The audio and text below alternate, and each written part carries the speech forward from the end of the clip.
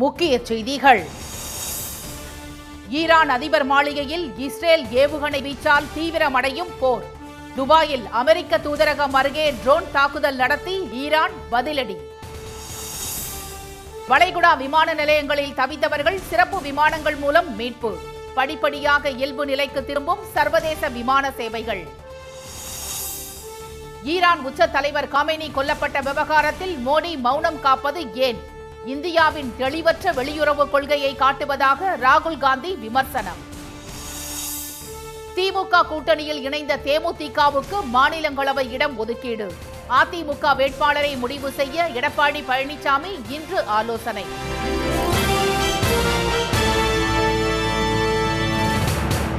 வணக்கம். ஈரான் அதிபர் மாளிகை உள்ளிட்ட முக்கிய இடங்களில் இஸ்ரேல் தாக்குதல் நடத்தியதற்கு பதிலடியாக துபாயில் உள்ள அமெரிக்க தூதரகத்தை குறிவைத்து ஈரான் தாக்கியதால் போர் தீவிரமடைந்துள்ளது. அணு ஆயுத உற்பத்தியை தடுக்க ஒப்பந்தம் போடும் விவகாரத்தில் அமெரிக்காவும் இஸ்ரேலும் இணைந்து ஈரான் மீது தாக்குதல் நடத்தி வருகின்றன.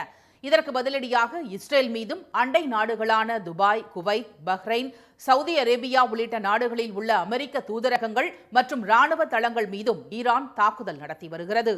அமெரிக்கா இஸ்ரேலின் ஏவுகணை வீச்சால் ஈரான் உச்ச தலைவர் கமேனி கொல்லப்பட்ட நிலையில் அடுத்த தலைவரை தேர்வு செய்வதற்கான கூட்டம் நடக்கும் குவாம் பகுதியில் உள்ள அசெம்பிளி ஆஃப் எக்ஸ்பர்ட் கட்டடத்தின் மீது இஸ்ரேல் நேற்றிரவு தாக்குதல் நடத்தியது. மேலும் அதிபர் மாளிகை உள்ளிட்ட முக்கிய இடங்களும் ஏவுகணை வீசி தாக்கப்பட்டன. இதற்கு பதிலடியாக ஐக்கிய அரபு அமீரகத்தில் உள்ள புஜைராவில் செயல்பட்டு வரும் எண்ணெய் உற்பத்தி ஆலை மீது ஈரான் ஏவுகணைகளை வீசியதால் கொழுந்து விட்டெறிகிறது. மேலும் துபாயில் உள்ள அமெரிக்க தூதரகத்தின் அருகே ட்ரோன் தாக்குதல் நடத்தப்பட்டதால் பதற்றம் உருவானது. இந்நிலையில் வாஷிங்டனில் ஜெர்மன் அதிபர் ஃபிரெட்ரிச் மெர்சுடன் செய்தியாளர்களிடம் பேசிய ட்ரம்ப் ஈரானின் மொத்த பலமும் அடுத்தடுத்து அழிக்கப்பட்டு விட்டதாக கூறினார்.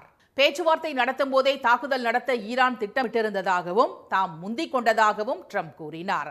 தங்கள் நாட்டை அமெரிக்க விமானங்கள் பயன்படுத்த அனுமதி மறுத்த ஸ்பெயினுடன் இனி எந்த வர்த்தகமும் செய்ய மாட்டோம் என்றும் அவர் கூறினார். பின்னர் தமது ட்ரூத் சோஷியல் வலைதளத்தில் ஈரான் இனி பேச்சுவார்த்தைக்கு விரும்பினாலும் காலம் கடந்து விட்டது என்று ட்ரம்ப் பதிவிட்டுள்ளார். இதனிடையே ஈரானில் அமெரிக்க தாக்குதலில் உயிரிழந்த மாணவிகளின் உடல்கள் பறந்து விரிந்த மைதானத்தில் வரிசையாக குழிகள் வெட்டப்பட்டு அடக்கம் செய்யப்பட்டன.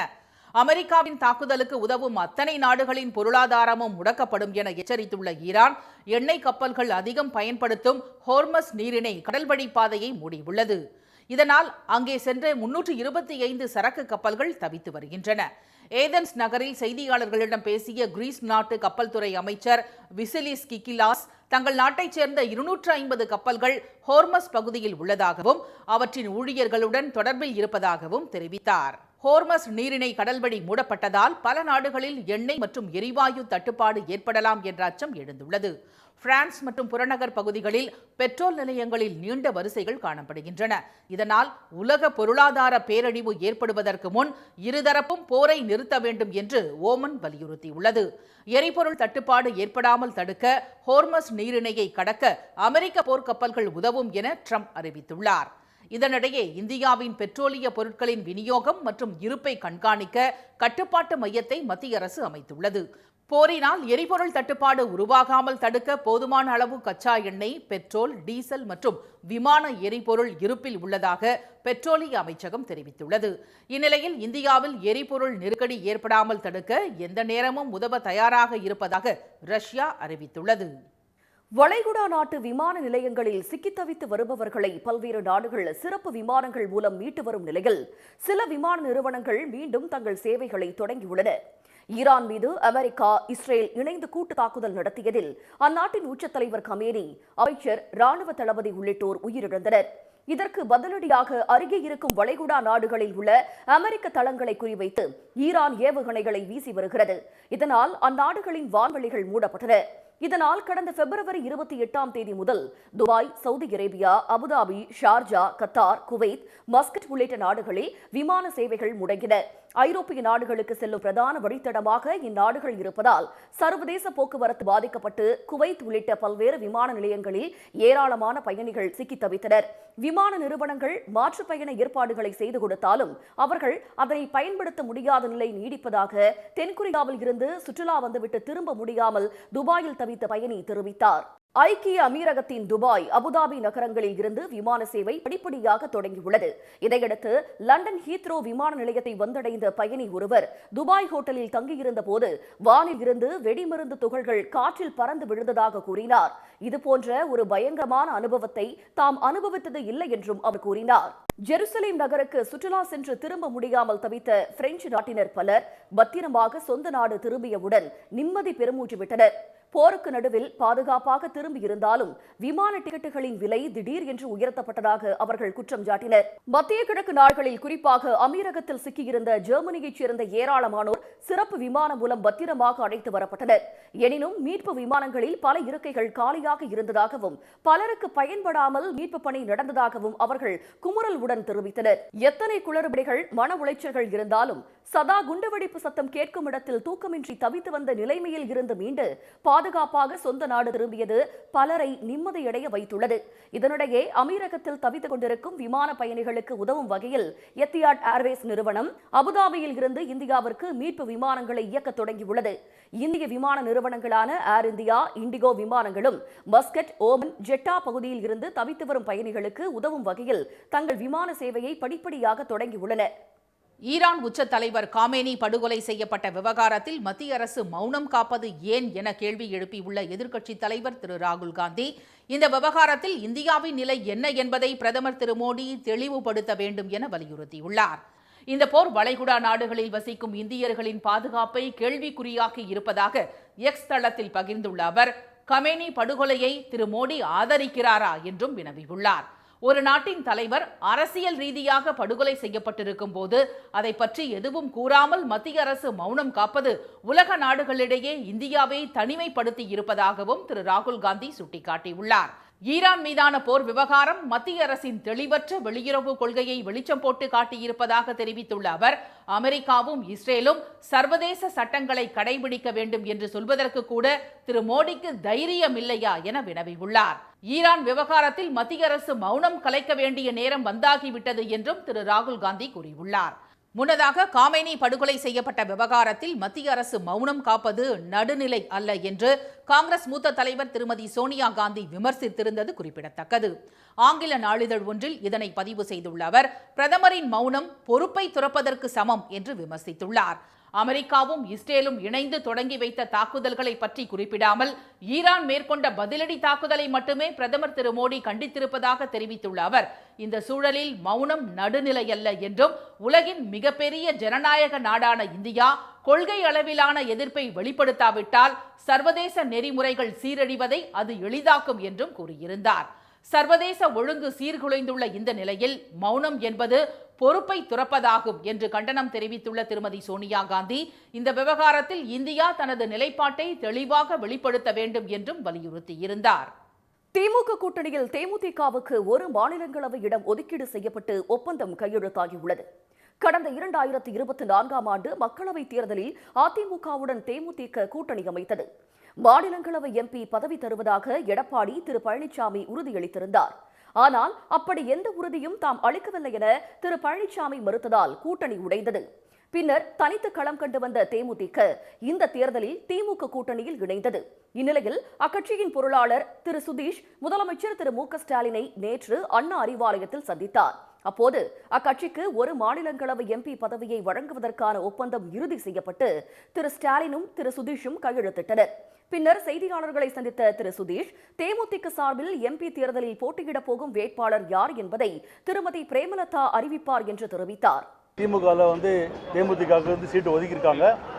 இதற்கு பிறகு எங்களுடைய பொதுச் செயலாளர் திரு பிரேமலதா விஜயகாந்த் அவர்கள் என்று வேட்பாளர் அறிவிப்பார். அதுக்கப்புறம் நாமினேஷன்.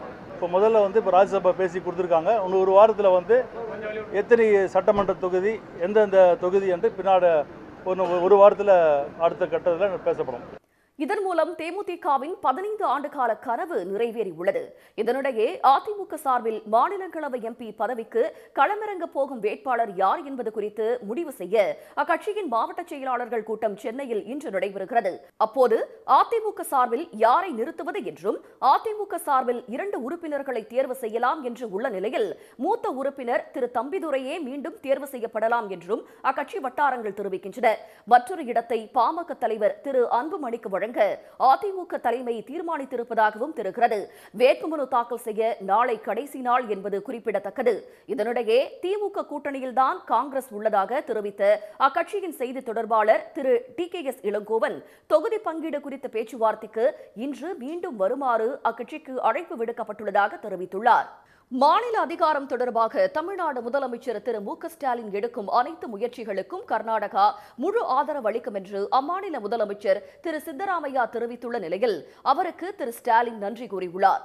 மத்திய மாநில அரசுகளின் உறவுகள் குறித்து ஆராய அமைக்கப்பட்ட ஓய்வு பெற்ற நீதிபதி திரு குரியன் ஜோசப் தலைமையிலான உயர்நிலை குழு அறிக்கையின் முதல் பகுதியை முதலமைச்சர் திரு ஸ்டாலின் கடந்த மாதம் சட்டப்பேரவையில் வெளியிட்டார். அப்போது எல்லா அதிகாரங்களையும் கொண்டவையாக மாநில அரசுகளை மாற்றும் வகையில் அரசியல் அமைப்பில் திருத்தம் கொண்டு வர வேண்டும் என அவர் வலியுறுத்தியிருந்தார்.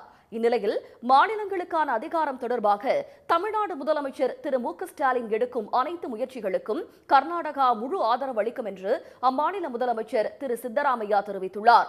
இது தொடர்பாக திரு ஸ்டாலினுக்கு கடிதம் எழுதியுள்ள அவர் மத்திய மாநில உறவுகள் குறித்து தேசிய அளவிலான உரையாடலை மீண்டும் தொடங்க வேண்டும் என்ற முயற்சிக்கும் ஆதரவளிப்பதாக கூறியுள்ளார். இந்திய அரசியல் அமைப்பு மாநிலங்களால் உருவான ஒன்றியம் என்ற அடிப்படையில் உருவாக்கப்பட்டதாகவும் ஆனால் தற்போது அது ஒருங்கிணைந்த ஆட்சி முறையாக இல்லை என்பதையும் திரு சித்தராமையா சுட்டிக்காட்டியுள்ள நிலையில் மாநில அதிகாரம் தொடர்பான தமிழ்நாட்டின் முயற்சிக்கு ஆதரவளித்துள்ள அவருக்கு நன்றி தெரிவித்துள்ள திரு ஸ்டாலின் கூட்டாட்சி என்பது கூட்டு முயற்சியாக இருக்க வேண்டும் என தாங்கள் அங்கீகரித்ததை பாராட்டுவதாகவும் அரசியல் அமைப்பு மூலம்தான் பன்முகத்தன்மை கொண்ட இந்தியாவின் ஒற்றுமை நிலைநிறுத்தப்படுகிறது என்றும் தமது எக்ஸ் பதிவில் குறிப்பிட்டுள்ளார். அமெரிக்கா, ஈரான், இஸ்ரேல் போர் சூழ்நிலையால் கோவை மற்றும் திருப்பூரில் கோடைக்கால ஆடைகள் ஏற்றுமதி முழுமையாக பாதிக்கப்பட்டுள்ளது.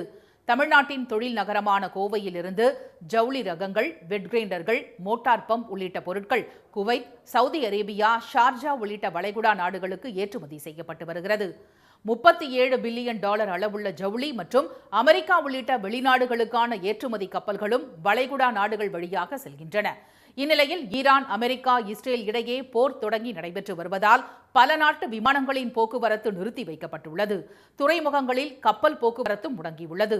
இதனால் வெளிநாடுகளுக்கு செல்லும் கப்பல்கள் ஆப்பிரிக்காவை சுற்றி செல்ல வேண்டிய சூழல் உள்ளதோடு அதற்கான வாடகையும் அதிகரிக்கும். மேலும் கப்பலுக்கான காப்பீட்டு பிரீமியமும் அதிகமாகும் என்பதால் கோவை, திருப்பூர் ஜவுளி ஏற்றுமதியாளர்கள் பெரும் நெருக்கடியை சந்தித்து வருகின்றனர். இந்த மத்திய கிழக்கு நாடுகளில் மட்டும் கிட்டத்தட்ட ஒரு $3 பில்லியன் வரைக்கும், குறிப்பாக இப்போ UAEலாம் நம்ம வரியில்லா ஒப்பந்தம் போட்டதுனால நம்மளுடைய ஏற்றுமதி அதிகமாக இருக்குது. ஸோ இது ஒரு $3 பில்லியன் அப்படின்னா நம்ம ஏற்றுமதியில் கிட்டத்தட்ட 8-10% இந்த நாடுகளுக்கு போயிட்டுருக்கிறது இப்போ அப்படியே நின்றுரும். இதேபோல் நாமக்கல்லில் இருந்து மத்திய கிழக்கு நாடுகளுக்கு முட்டை ஏற்றுமதி செய்வதிலும் பாதிப்பு ஏற்பட்டுள்ளது. நாள்தோறும் சுமார் 70 லட்சம் முட்டைகள் Saudi Arabia, Iran, Iraq, Oman போன்ற நாடுகளுக்கும் ஆப்பிரிக்க நாடுகளுக்கும் ஏற்றுமதி செய்யப்பட்டு வருகிறது. இந்நிலையில் போர் காரணமாக முட்டை ஏற்றுமதி முற்றிலும் தடைப்பட்டுள்ளது. நாமக்கல்லில் இருந்து 77 கண்டெய்னர் கப்பல்களில் அனுப்பி வைக்கப்பட்டுள்ள சுமார் $3.5 கோடி மதிப்பிலான முட்டைகள் கப்பல்களில் தேக்கமடைந்துள்ளதாக ஏற்றுமதியாளர்கள் வேதனை தெரிவித்துள்ளனர். சந்திர கிரகணத்தை ஒட்டி மூடப்பட்ட திருப்பதி ஏழுமலையான் கோவில் 10 மணி நேரத்திற்கு பிறகு மீண்டும் திறக்கப்பட்டது. இந்த ஆண்டுக்கான சந்திர கிரகணம் நேற்று மாலை 3:20 மணி முதல் 6:47 மணி வரை ஏற்பட்டது. வழக்கமாக சந்திர கிரகணம் மற்றும் சூரிய கிரகணத்தின் போது ஏழுமலையான் கோவில் 6 மணி நேரத்திற்கு முன்பாக நடை அடைக்கப்படுவது வழக்கம். அதன்படி நேற்று காலை 8:30 மணிக்கு அனைத்து சந்நிதி கதவுகளும் அடைக்கப்பட்டு ராஜகோபுர கதவுகளும் பூட்டு போடப்பட்டு மூடப்பட்டது. சந்திர கிரகணம் முடிந்த பின்னர் இரவு 7 மணிக்கு கதவுகள் திறக்கப்பட்டு அனைத்து இடங்களும் சுத்தம் செய்யப்பட்டது. பின்னர் கிரகண தோஷ நிவாரண பூஜைகள் மேற்கொள்ளப்பட்டு இரவு 8:30 மணி முதல் பக்தர்கள் தரிசனத்திற்கு அனுமதிக்கப்பட்டனர். சிறப்பு பூஜைகளுக்கு பிறகு பிரசாதங்கள் தயார் செய்யப்பட்டு பக்தர்களுக்கு அன்ன பிரசாதம் வழக்கம் போல் வழங்கப்பட்டது.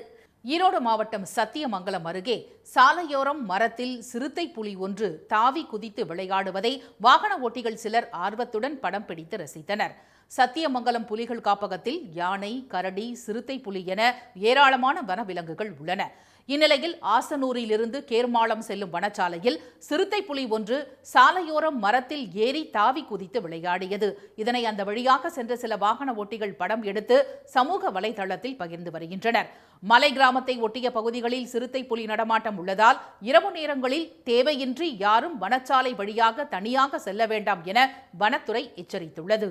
ராமேஸ்வரத்திற்கு புனித யாத்திரை வந்திருந்த வடமாநில யாத்ரீகர்கள் ஹோலி பண்டிகையை ஆடிப்பாடி உற்சாகமாக கொண்டாடினர். வசந்த காலத்தை போற்றும் விதமாக கோடை காலத்தை வரவேற்கும் வகையில் மாசி மாதம் பௌர்ணமி தினத்தில் ஹோலி கொண்டாடப்படுவது வழக்கம். சகோதர சகோதரிகள் அன்பை உணர்த்தும் வகையிலும் ஒவ்வொரு ஆண்டும் வட மாநிலத்தவர்களால் ஹோலி கோலாகலமாக கொண்டாடப்பட்டு வருகிறது. அந்த வகையில் வட மாநிலங்களில் இருந்து ராமேஸ்வரத்திற்கு புனித யாத்திரை வந்திருந்த நூற்றுக்கணக்கான யாத்ரீகர்கள் அங்குள்ள ராமர் தீர்த்தம் பகுதியில் உள்ள கிருஷ்ணன் கோவிலில் ஒன்று திரண்டு ஆடிப்பாடி உற்சாகமாக ஹோலி பண்டிகையை கொண்டாடினர். களை கட்டிய இந்த கொண்டாட்டத்தில் ஒருவர் மீது ஒருவர் வண்ணப்பொடிகளை தூவி மகிழ்ச்சியை பகிர்ந்து கொண்டனர். திருத்தல யாத்திரை வந்த இடத்தில் மண்ணின் மனம் மாறாமல் ஹோலி பண்டிகையை கொண்டாடிய வட மாநிலத்தவரால் அப்பகுதி மக்களும் உற்சாகமடைந்தனர். இனி வருவது உலகச் செய்திகள். உலகின் பல்வேறு நாடுகளில் பிளட் மூன் எனப்படும் நிலவு செந்நிறமாக மாறும் சந்திர கிரகண அதிசய நிகழ்வை ஏராளமானோர் கண்டு ரசித்தனர். சூரியன் மற்றும் நிலவுக்கு இடையே பூமி வருகிற போது பூமியின் நிழல் சந்திரன் மேல் விடும்போது அடர் சிவப்பு நிறத்தில் நிலவு பிரகாசிப்பதால் அது பிளட் மூன் என அழைக்கப்படுகிறது. நேற்று மாலை 4:34 மணிக்கு தொடங்கி இரவு 6:47 மணிக்கு நிறைவடைந்த இந்த அற்புத அறிவியல் ஆச்சரியத்தை தாய்லாந்து நாட்டில் உள்ள ஒரு ஆய்வகத்தில் ஏராளமானோர் கண்டு ரசித்தனர். தொலைநோக்கியின் உதவியுடன் சந்திரன் நிறம் மாறும் அழகை உற்சாகத்துடன் பார்த்தனர்.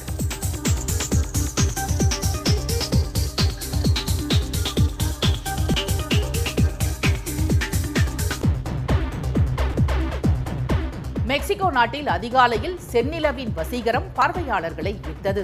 மெக்சிகோ நகரில் உள்ள தேசிய தன்னாட்சி பல்கலைக்கழகம் இந்த அரிய நிகழ்வை பார்க்க ஏற்பாடு செய்திருந்தது.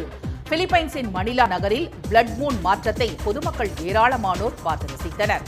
பூமியின் வளிமண்டலம் சூரிய ஒளியை கிரகித்து சிவப்பு அலைகளை மட்டும் ஒளியூட்டுவதால் நிலவு சிவப்பு நிறமாக மாறுகிறது. இனி இதுபோன்ற அதிசய நிகழ்வு 2028ஆம் ஆண்டு ஜூலை 6 மற்றும் 7ஆம் தேதிகளில் நடைபெறும் என்றும் அதனை இந்திய மக்களும் பார்க்கலாம் என்றும் அறிவிக்கப்பட்டுள்ளது. மீண்டும் முக்கிய செய்திகள். ஈரான் அதிபர் மாளிகை உள்ளிட்ட முக்கிய இடங்களில் இஸ்ரேல் தாக்குதல் நடத்தியதற்கு பதிலடியாக துபாயில் உள்ள அமெரிக்க தூதரகம் அருகே ஈரான் தாக்கியதால் போர் தீவிரமடைந்துள்ளது. வளைகுடா நாட்டு விமான நிலையங்களில் சிக்கித் தவித்து வருபவர்கள் சிறப்பு விமானங்கள் மூலம் மீட்கப்படும் நிலையில் சில விமான நிறுவனங்கள் மீண்டும் சர்வதேச சேவைகளை தொடங்கியுள்ளன. திமுக கூட்டணியில் இணைந்த தேமுதிகவுக்கு ஒரு மாநிலங்களவை இடம் ஒதுக்கீடு செய்யப்பட்டு ஒப்பந்தம் கையெழுத்தாகியுள்ளது. இத்துடன் இந்த செய்திகள் நிறைவடைகின்றன. மீண்டும் சன் டிவியில் செய்திகள் மாலை 6 மணிக்கு. செய்திகளை உடனுக்குடன் தெரிந்து கொள்ள QR கோடை ஸ்கேன் செய்து சன் நியூஸ் வாட்ஸ்அப் சேனலுடன் இணைந்திருங்கள். வணக்கம். வணக்கம்.